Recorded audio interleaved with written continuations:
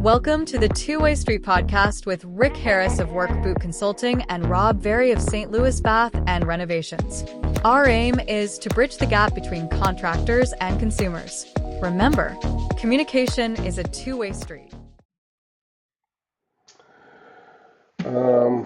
Welcome to the Two-Way Street podcast. I'm Rick Harris of Work Boot Consulting, and I'm joined by my good friend Rob Very from St. Louis Bath and Renovation. So we're just kind of spitballing here, and it was interesting that we were on to something, and we talked about why, being that person that just knew that you had to start a business, that you just knew instinctively that you had to start a business. For me, it wasn't the same. So I started working with my father and had been there for quite some time, but I wasn't happy. And it wasn't the work, it wasn't the money because I was paid well. It was the lack of control. And control meaning that my future, the day to I wasn't able to control the day to day. I wasn't able to control my future as to where I was going to end up. And so I kind of followed my brother's lead about 3 years after he left, and he left for the same reasons. I didn't know where I was going, but where I was going to be better than where I was.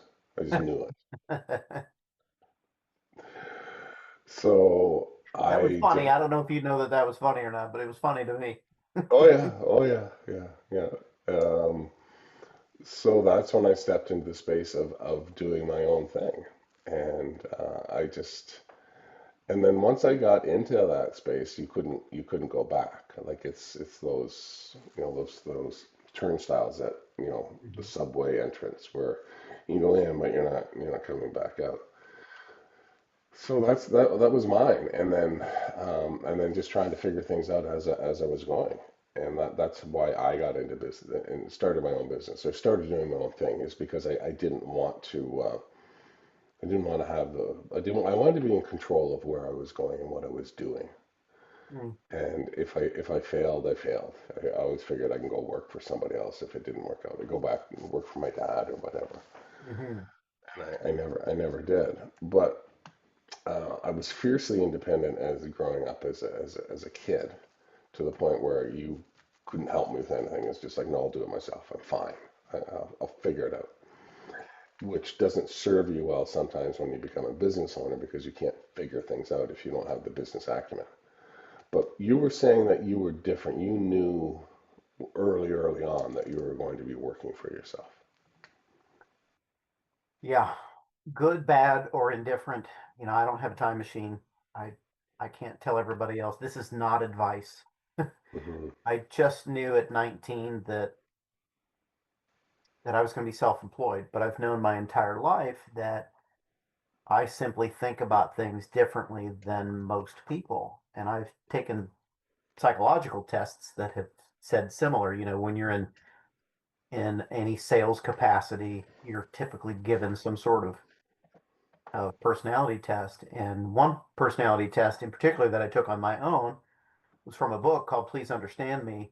And the book was, I think, copyrighted in the early 80s or something. And at the end of it, you take a test at the end of reading the book, and it said 13% of the population thinks the way that I do. Now, Mm. I personally think that number is a little high. I don't Right. think 13% of the population thinks the way that I do. And that's good or bad. I'm not tooting my own horn.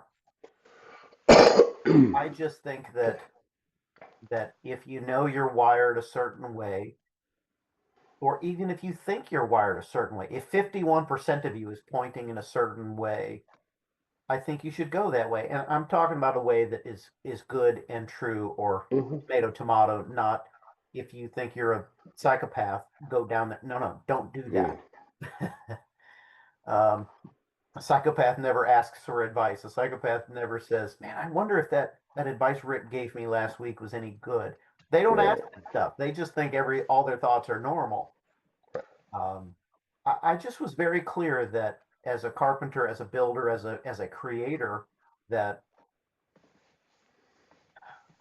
that I could move in the direction that I wanted to, basically unencumbered. And much like what you said, I wanted to go my own direction. And Hmm. again, that could be good or bad. I think it's fantastic, but that could be good or bad. I think you need to be wired for that and to listen to that and then to make that happen daily. That's a whole nother Hmm. thing because we're going into our 21st year of business, but I knew at 19, as I said earlier, that I'd be self-employed. So I'm 52. This is a long time that I knew I was going to be working for myself, but I love it. I wouldn't have it any other way. So what about working? What is it about working for yourself that you love? It's a great question. I think that the flexibility of being self-employed gives me the freedom that my soul longs for.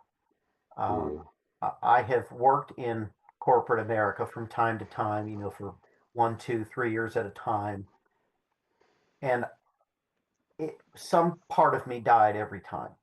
Hmm. That may be over dramatic. I'm not trying to be, but for me, as the person that was feeling that stuff and interpreting that stuff and translating that in the direction that I thought that I should be going, there was always a massive rub there. So that just was a non-starter for me. Even I tried it multiple times, and it just killed me about every time. The freedom, to choose which way you're going to go. Yeah, no, that all makes perfect sense to me. Um, But it may not make perfect sense to someone that's like, man, I love punching the clock. well, I think it's the security and the ability to relax and not have to, figure out where your next paycheck is coming from. But when you're working for somebody else, you don't have control over when your next paycheck may not show up. Yep. Yep. When you're working for somebody else, you know that from 7 to 4, you're theirs. And with how I run my life, 7, if I get it to the job, if I'm supposed to be there at 7, I'm late. I need to be there at 6:45, 6:50, and then I'm leaving at 4:15. Come early, stay late, because otherwise things are simply not going to get done.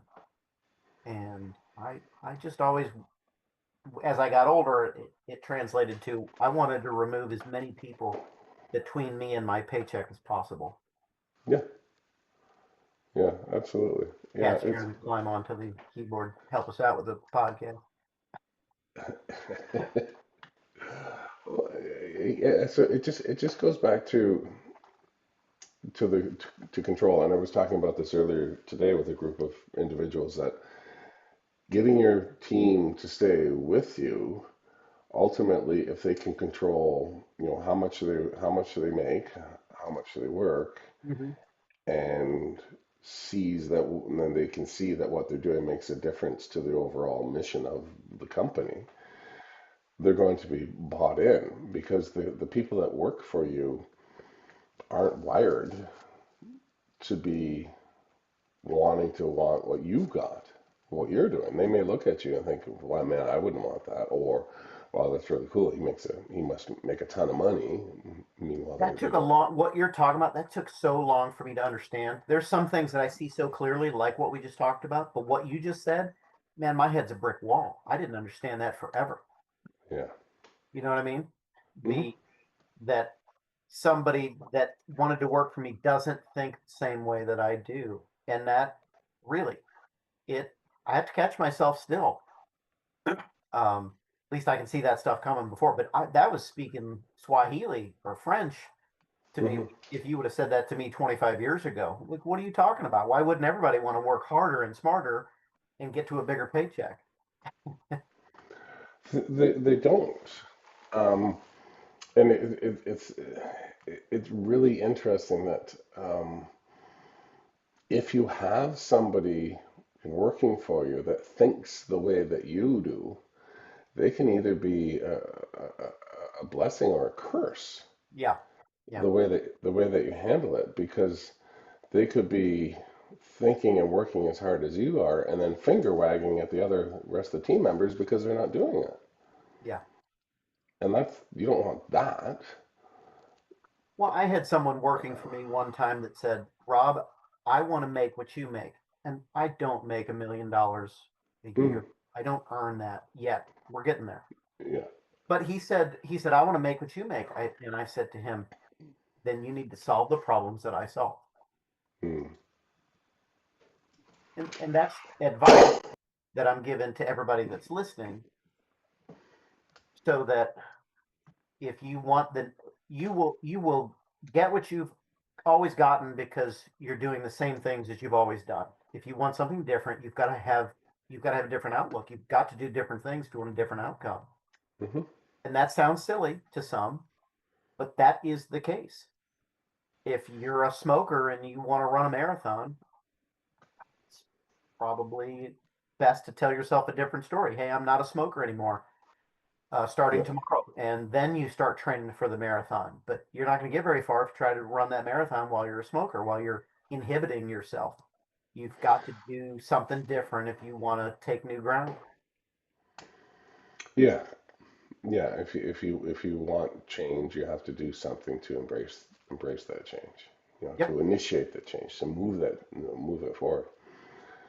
So, which leads to frustration for business owners or entrepreneurs because they don't understand that the rest of their team that's working with them, they don't see things or are not as passionate about the business as you are, and that's okay.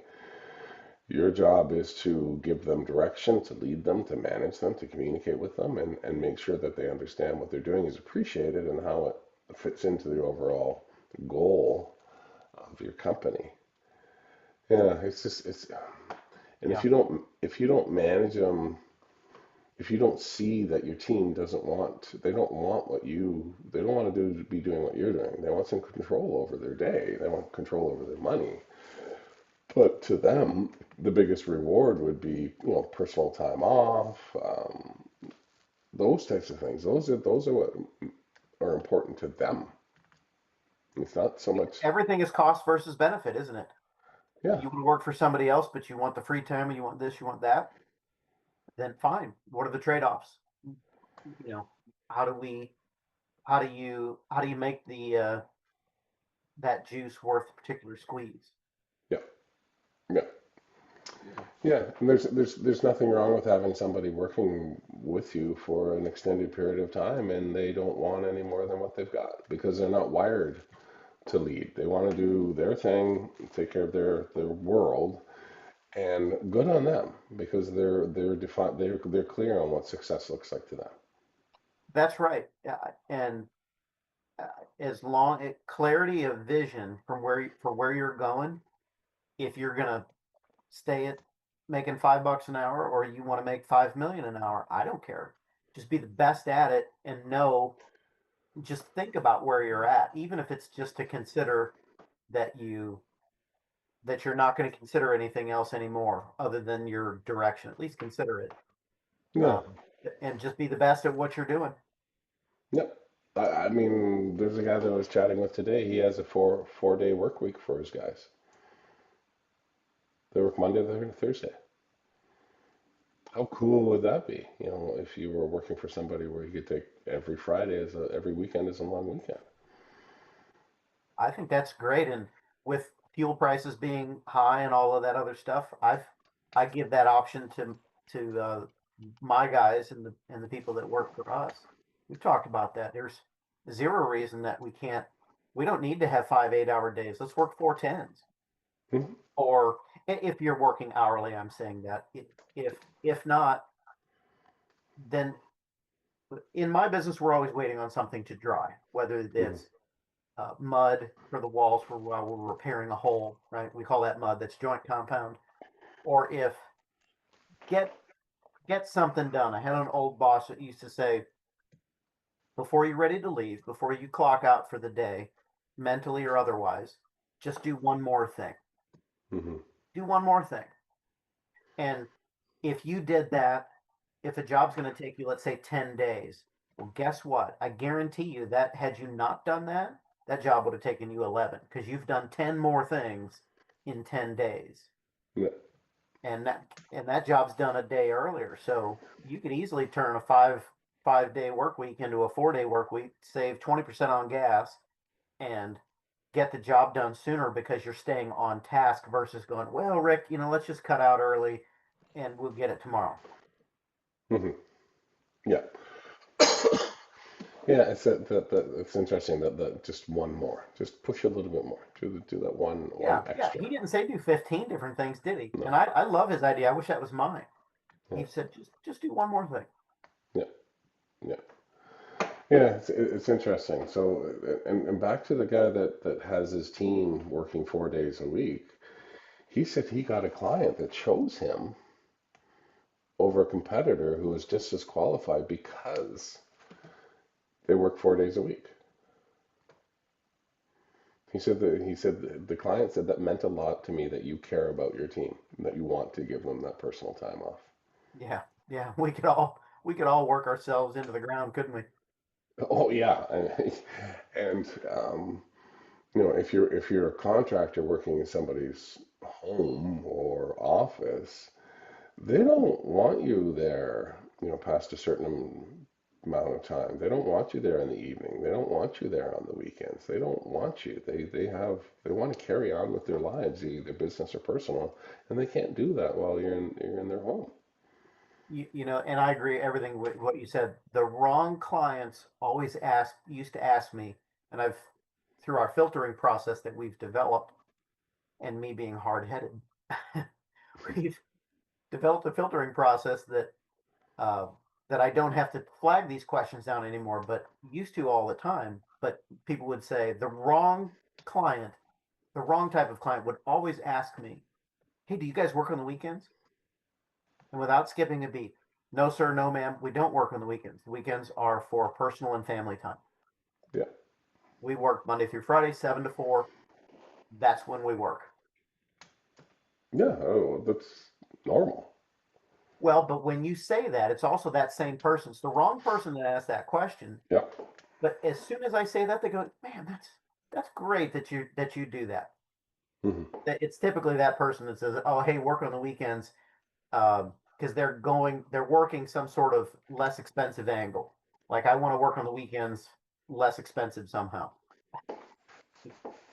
Yeah, yeah. People don't want to be dealing with you outside of normal business hours.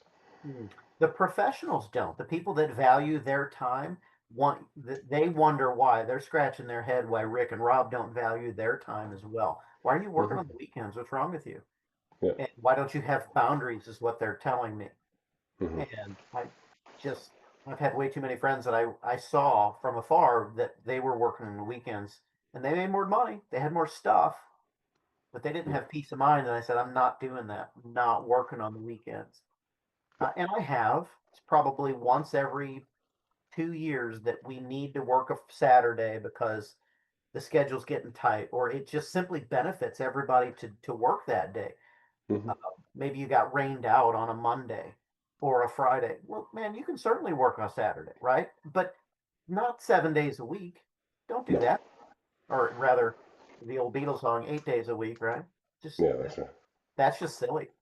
Yeah. But you gotta blur those lines every once in a while. But I think every couple of years is just fine. But if your rule is to work on Saturdays and Sundays, you've got it wrong. Right, which goes back to if you're the type of trades business owner, or the type of business owner that has to work 7 days a week, you would be better served going and working for somebody who doesn't make you work 7 days a Oh week. man. Well, who you just described, that guy, he needs to slow down. He needs to hire one person, and that person would be to answer his phone and Yeah, filter for him. If he did that, I guarantee you that would prevent him working the weekends because that would allow him to start seeing the duplication of themselves through hiring quality people to yeah, where, because that guy that's working 7 days a week, he's probably on the phone 3 hours a day. Well, 3 times 7 is what? There's yeah, there's a day right there. yeah. Oh no, no, and I completely agree with that. And nowadays with automation and AI and all the other stuff that's coming on, you can have that automated where people can communicate with you. They can book in virtually. They can book on. They have your booking calendar. You can get those things set up. So it's not. So you can either hire somebody to physically answer the phone, or you can set up an automation where it's just the phone rings and you go. Yeah. You have. Yeah. If you've got that kind of business, determine what kind of business you've got. Like I'm in remodeling, we need to answer the phone at some point. Not that AI can't do it, but maybe you've got a plumbing business like Rick had, and maybe you can leave your calendar open for emergencies. Hey, if this is emergency, press one. We'll text you our calendar, and then you can select the time that you need this to come out. And it's for the emergency call out, it's 350, or it's $10 million, or it's $2, whatever it is. Yeah. Maybe you can give your clients that you haven't filtered yet access to your calendar, but we can't. But that's for different reasons, just because we've got a lot of different layers to our business. Yeah, no, absolutely. But I know that you're qualifying people all along the way by either how your branding, your website, your messaging, you're qualifying people so that Shoot, by I the had a time, customer I bid the other day, and he saw my pickup truck, which is clean, and he said, "Man, I saw when you pulled up." I said, "Yeah." He said, "Your truck is nice and clean and is presentable." He's like, "Man, I love that. I can tell that you're a quality contractor just by that." Different people will clue into different things, just like you and I will clue into different things on this podcast you're listening to, hmm or a movie that we watch. Different things are funny or sad or whatever. We all interpret those things differently. But if you got somebody answering the phone, if you've got an AI or two or five helping work the background for social medias for questions and phone calls and emails and blah blah blah, if you've got 5 or 10 things working for you so you don't have to be the guy with 10 arms, these are the things that help you duplicate so that you don't have to work the 7 days a week. yeah, absolutely. It's interesting. For the last month or two, I've been meeting more and more people who are wanting to start their own business, Mm. and seems to be a push for it, and which is interesting that's happening now when things aren't as busy as they were, a couple of years ago. It's always that way. People don't strike while the iron's hot. Start up your business in good times. Don't start them up when it's tough, because if you don't know the word no,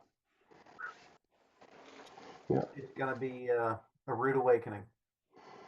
yeah, but what been seeing with them is they're very diligent in their in getting prepared for it. And I'm not saying a business plan and this and that and everything else, but they're very diligent about what it is they're going to do, where they're going to do it, who their clients are, what they're going to charge, and they have a plan in place, which is something I didn't have. I just kind of pulled the pin, see you bye, literally burned a bridge behind me as I left, and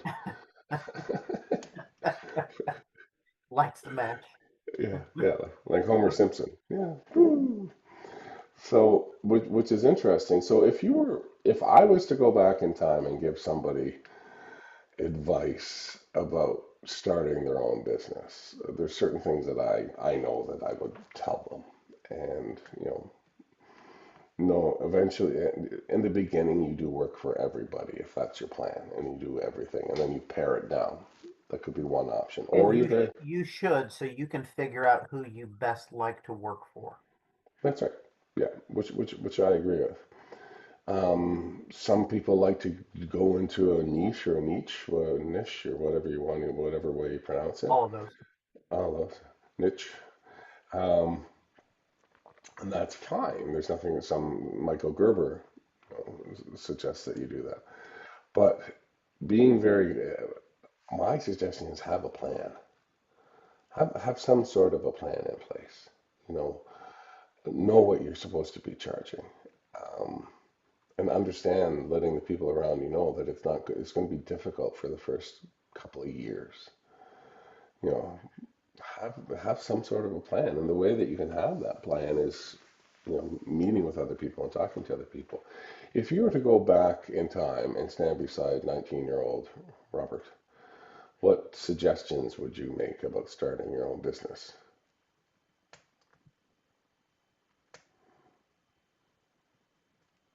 Pause for a day or a week or a month think about past projects, how long it realistically took you to do it.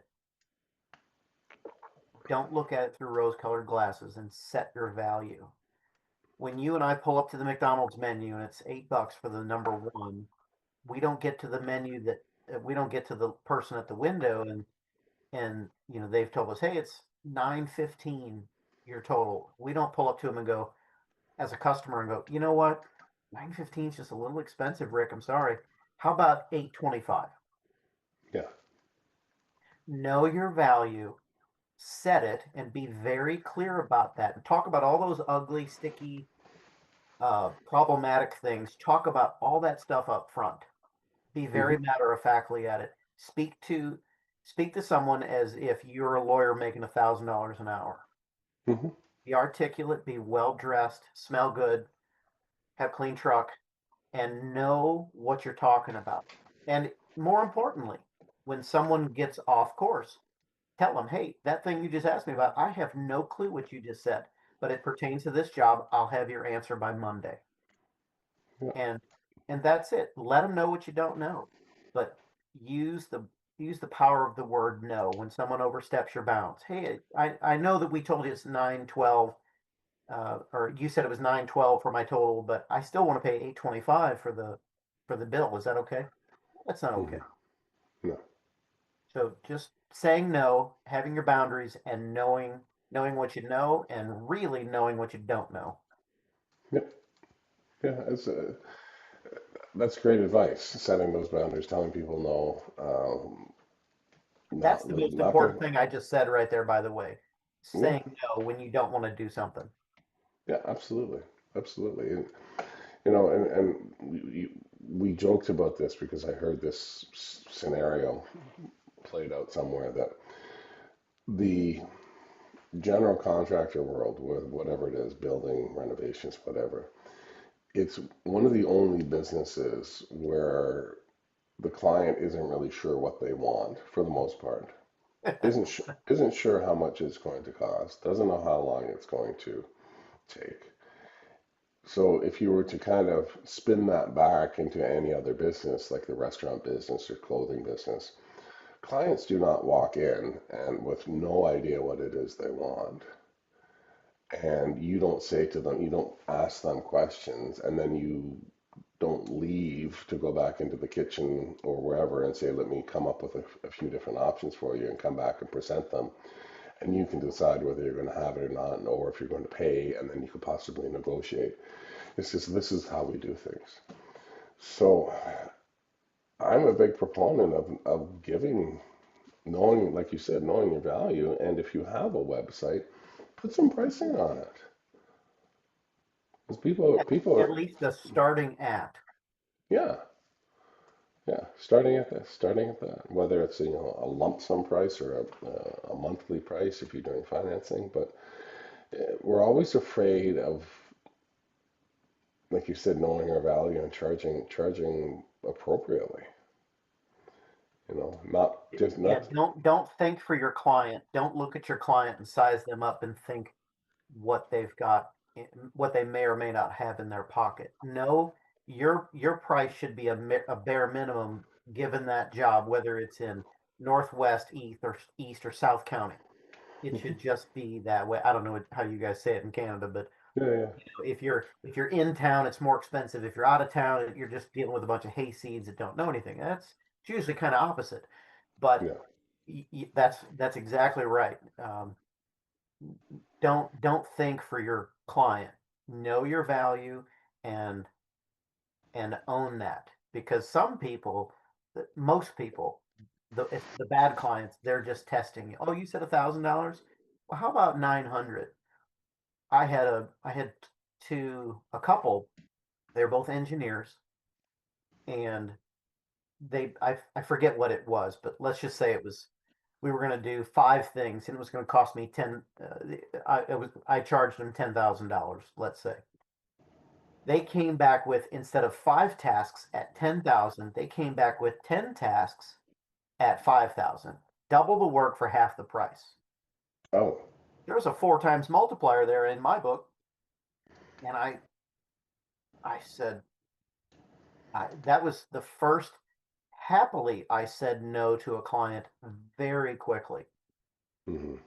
And so in our business, it's kind of funny that engineers or architects sometimes overlap on the things that we do, and sometimes they think that it's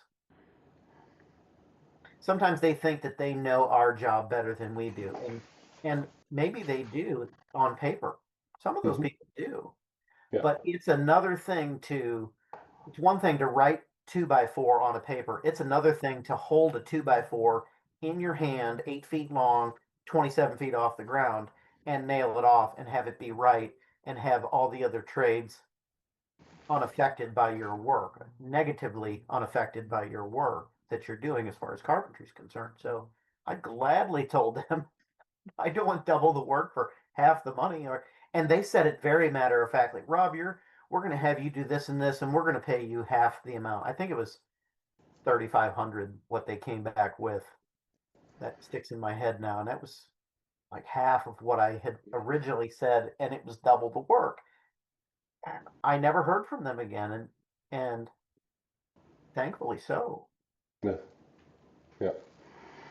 Yeah. No. Yeah. It's that point. It's like, no, I don't want to pay that. Well, that's okay. That's Some right. of us. Everybody's not a good fit for doing business with Rick or Rob. No. That's okay. But what you said, I loved your advice to the new contractor. Get out there and where I chimed in, I said, just work for everybody. Because you'll very quickly figure out who your people are. And to the professional that you've been in this for a while, you'll figure out very quickly who your avatar is, who's your ideal client, uh, where they live in town, or how do they behave? Are they this? Are they that? The more specifics you know about your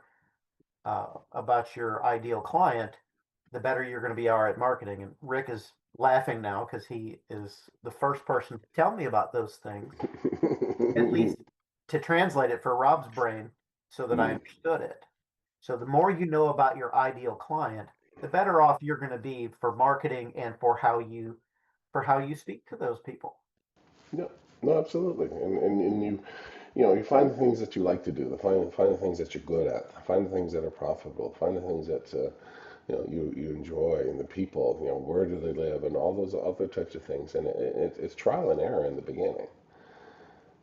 And once you have it dialed in, what you want to do, that's when you start saying no to people that you don't, or projects that you don't want to do. No, we don't do that. Hmm. And just keep narrowing it down until you find out, your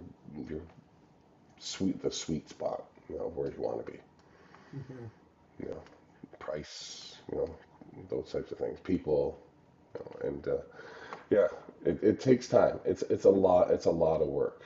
Very difficult. Statistically, I think 90% of businesses fail after 10 years. If they get to that point. So within 3 years, most businesses fail. Within 5, even more, and then 10. If you get past the 10-year mark, you're doing well. Yeah, yeah, and those are statistics even from the past. This is a crazy economy we're in, and really, in my opinion, it's been a crazy economy for, I'd say, since '07, '08. So almost 18, 19 years. It's been a crazy, unpredictable economy, in my opinion. Yep. Um, and if you know who you want to sell to, if you have a widget that more people can or should buy than will not buy, you probably have a good business idea. But know the value of no. Yeah. Absolutely. Yeah. Before you move forward. Have your good boundaries set, and don't Yeah. don't work yourself into the ground, because you'll leave No. a wonderful looking corpse with a pocket full of money. Yeah. Exactly. Good advice. Appreciate it. Yeah, I appreciate you. And hey, everybody that's listening, Rick is battling today for you. He's got a cold, and he's all congested, and he still agreed to do the podcast today. So big ups to Rick for hanging in there and giving us some wonderful business advice. Yeah. And as you listen to our podcast, I promise you'll gain something valuable.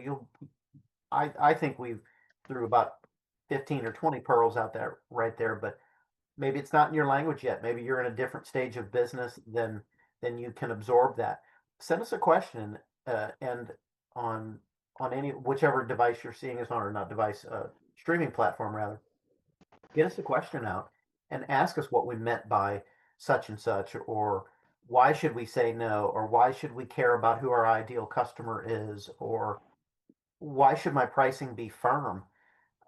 Why should it not be flexible? All those things. We can tell you pitfalls about that. So send us your questions. Happy to field those, and we will get you a response on that. Promise. Thanks, Robert. Appreciate that. Yeah. Thanks, Rick. Thanks for muscling through today. Oh, it's easy. It's easy. It's just a man cold. I'll be fine. Just a man cold. Yeah, Well, right. then he's got to take a month off and That's right. kick his feet up and watch at least 47 football games before he's all better. That's right. Okay, thanks, Rob. We'll talk soon. Thanks, everybody.